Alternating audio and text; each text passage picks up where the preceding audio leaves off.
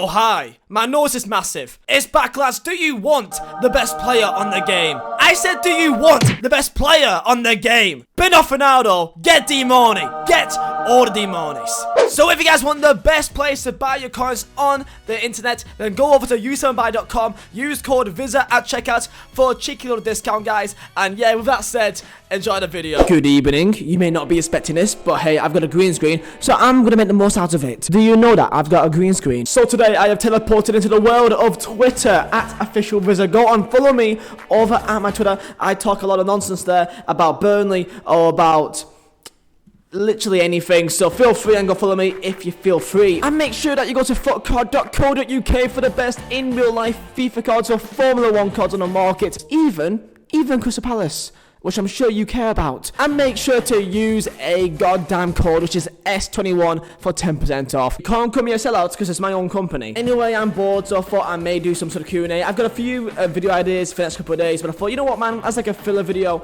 I thought that I'll answer some of you guys' questions over on one of my videos, so let's go do that. And also, did you know that apparently 21 Pilots guy right here is apparently apologizing for some more insensitive tweets like you care. Anyway, I asked you guys some questions. You guys gave me questions. Let's go answer those questions. Let's go. So the first question is by Trey, and will in fact be the best thing about living in Poland. And there's a few things here. Now, if you don't know, you may not know at all, but I have been living in Poland for almost 3 months now, and the best thing that I can really say is that everything is so much more cheaper. So much more cheaper. Food, drink, going out, go out and fuel your car, paying for insurance, paying for bills. Every single thing is cheaper in Poland if you have English money, which is fortunately I have because of you guys helping me out with YouTube, with Footcard, and with everything else. The cost and the value of living is so much better of what you get around here. But of course, it is relative because let's say if you do live in Poland and you earn Polish money, then it'll be kind of similar to what you would get if you live in England. You know, we've been able to renovate an entire house for about £10,000, and it's took us about 9 months to get that. And try and do that in England, and that costs you just a deposit. Just a deposit's worth 10 grand, never mind to get the house and then to renovate the entire house from scratch, new walls, new floors, new everything, new furniture, everything. You can't do that in England, and that is a opportunity that we took. But of course, as well, beer is actually cheaper than water. I'm not even lying. There's a Tesco here as well, so what more do you want? Next question by Cavan. What do you think will happen when Sean Dyche leaves Burnley, and who do you think will replace him? So for me, if Sean Dyche leaves Burnley, then we're screwed. We're screwed. Sean Dyche is the beating heart of the entire football club by training, by the tactics, by the literally every single part of the club. Sean Dyche has had a involvement in. Not a single man that I know can get this group of players to play the way they have for the last 3-4 years. We are not anywhere near the level that we should be in the marketplace. Financially, we are awful, and we can't compete with most Premier League teams. People don't understand when I say that he's one of the best managers in the world. He is one of the best managers in the world for what he has been given for many years and what he has done with that. It's beyond extraordinary. So if he leaves, I honestly can't see us staying up.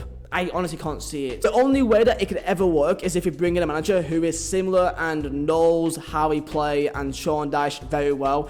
And there's really one guy which I know right now who is just like that and fits the bill, and that is, he may be surprised, but Joey Barton. I think if Sean Dyche leaves, I think Joey Barton is the man to replace Sean Dyche. He's mates with Sean Dyche. They've been on podcasts together. He's played for Burnley on 2 different occasions. The fans love him. He loves the club. Even back when we played against Fleetwood in the friendly, where he's currently manager of at Fleetwood Town, he even said that he hopes to be back at Burnley in one way or another, ideally probably as a manager, and I think it's going to happen. I think Sean Dyche will leave one day, and I think Joey Barton, who's a very typical personality, and I think he is very typical to Burnley. I think once Sean Dyche leaves, which he will leave one day, you know, nothing can last forever, I think Joe Barton's a man. Next question by Ben Turner. Thoughts on Scottish football?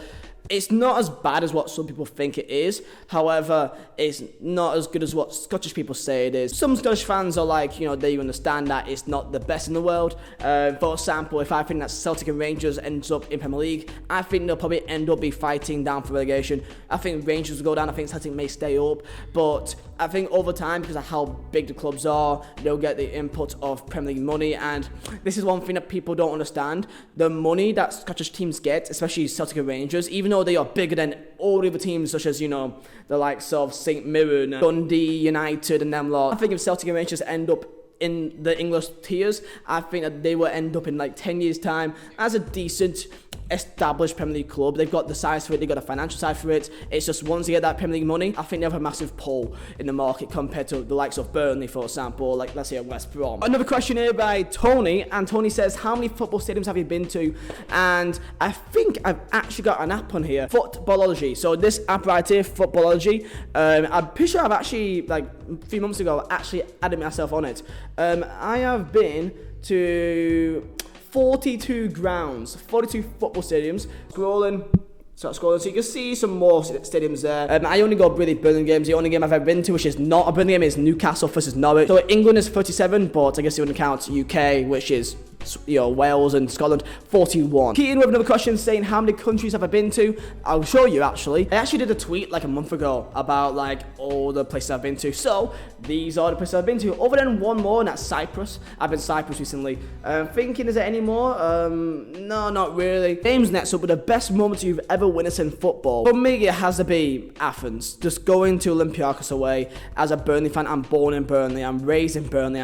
I was raised watching Premier League. I was raised watching Championship football, James O'Connor, Andy Gray, like Micah Hyde, and like Adi Akinbaye. Oh yeah, just seeing Burnley play against Olympiacos in a European competition blows my mind. There's many other things, you know, we won the title, and the amount of away days I've been on, and just the memories of that, and the last minute winners, and there's a lot of things, but for me, which will always blow my mind, is the fact that I've seen my club, my local team, play from nowhere to them playing against Olympiacos and Istanbul, Başakşehir, can't say the name. And for me, I'd be surprised if I ever see that ever again. So I'm very, very lucky for that. When was my first Burnley game? And that was in fact against Plymouth Argyle at home, I believe in 2005. Only reason why I know it's Plymouth, I believe, is that I remember so well playing against a team that wore a green kit, and I thought, what team can have a green kit? And it could be either a away kit or a home kit, and if it's a home kit, it'd be really only Plymouth Argyle back in those days. I think I was so bored in the first like half an hour or so in the first half. I think I had no idea what was happening. I think I was like 6, so I had no idea what was happening. My brother took me on the game at Turf, and he is a Burnley fan, so thank you for that one, Ashley. Tyrell says, when were you able to start doing YouTube or Twitch as a full-time job? And this is quite a long question, but I'm gonna try and make it as short as I can. I've always done YouTube since 2013. I did it as a way to kind of cope with my own childhood, basically, and it just gave me enjoyment. It let things off my mind, and I enjoyed, you know, literally just getting that one new subscriber, those new 10 getting another 5 likes consistent on a video. That means so much to me, and it got things off my mind, really. I went to college, I went to Mackey's, I did graphic design work, I had so many things on my plate. When I was 16, 17, I did so many things. I don't know how I even slept. I went to university, and I thought, this is a big year now. I've got to either stick to uni or stick to YouTube. My entire family, mainly my dad and my stepmom, my brother, they were always on my side, but like I would never forget the look on my dad's face when I told him that I was gonna go and quit uni to focus on YouTube. And honestly, like I can't imagine what would happen if I didn't succeed in the end. For me, I always thought if I don't go for YouTube, then I will always go the rest of my life regretting what would happen if I actually went through it. So I did. I got lucky in a few videos. Sometimes with YouTube, and really for YouTube, you need that bit of luck. You need that video just to pop off and go hit recommended and get into the algorithm. And some people can go their entire YouTube lives without having any sort of luck like that at all. I got lucky, and I rode that way for a long time. I did videos like the 100 things we hate about FIFA 17, the 20 players that we don't like, just kind of skipped to the videos, and it means so much. I went to Newcastle the second time purely to do YouTube, and I worked my absolute arse off. I did double uploads every day for about 2 months straight, and if you don't know how hard that is so hard. It's so hard to do that every day. It's draining. Just be in front of your screen all the time, just editing videos, and you may say, yeah, but it's not a proper job. You try and do it, pal, and it's really not that easy. So, and I can't thank you guys enough for you guys just give me that chance. Saying, where do you see us finishing next season if we don't make any transfers?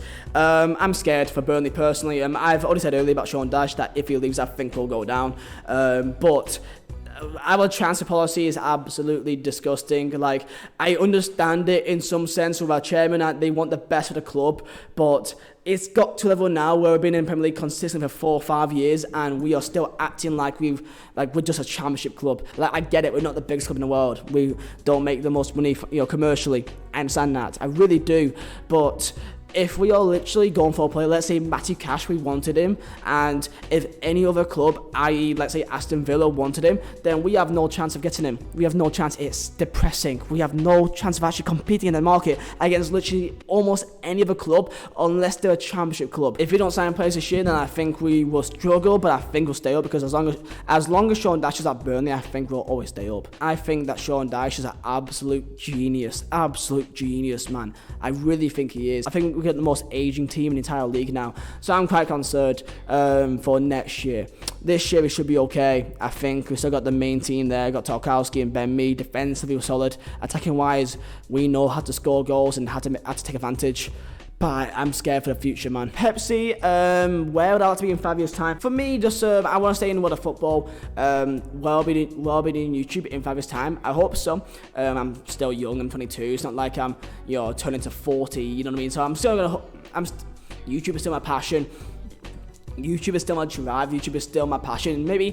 I may one day kind of delve into the Twitch side. I mean, I stream on Twitch every day almost, and also YouTube. So I guess maybe one day I may prefer to go on Twitch more than YouTube, because with YouTube it's very inconsistent. Like, it relies so heavily on if the system wants you to do well or not. Like CPM wise, you don't have a consistent income. Like, it goes lower and lower and lower every single month, every year, because there's more advertisement worries and you can't say this and you can't say that, otherwise advertisers may back out and you can't say any naughty words, and they're gonna just start censoring us so much until the entire channel is literally just gaming channels of Minecraft and just child friendly things. And for me, I don't like that personally. It's just not me. It's not my style of content I like to enjoy. And we may end it off with this last question saying, what did D-Money say to you when you met him? Thank you, Berguindino. So if you don't know, boys, I think my newer subscribers may actually not even know about this guy called D-Money. He's a massive deal with my channel. Like, back in 2018, he was a massive part of my channel. Man. Huge. Like, every single video involving him, and he was like the kind of folk hero of my channel.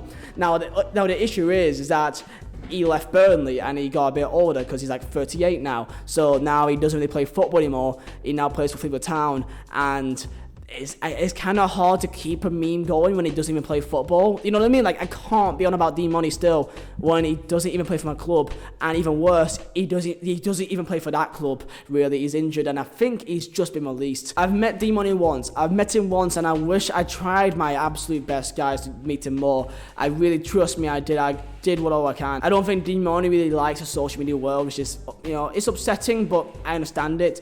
He probably doesn't care much about YouTube and, Twitter and that. He's got no social medias. Yeah, when I met him before the game started on the last game of the season against Bournemouth, I think we lost that game. And when I met him, I was surrounded by a group of people who were also waiting for him, so I couldn't have much time with him, sadly. But when I met him, I had a photo, and we spoke for 10 seconds. But when I met him, I took a photo away. Then afterwards, I said, thank you for all you've done for Burnley. And what he said back to me was saying, I appreciate it, and keep up the good work with your YouTube. As soon as he saw me, his eyes lit up.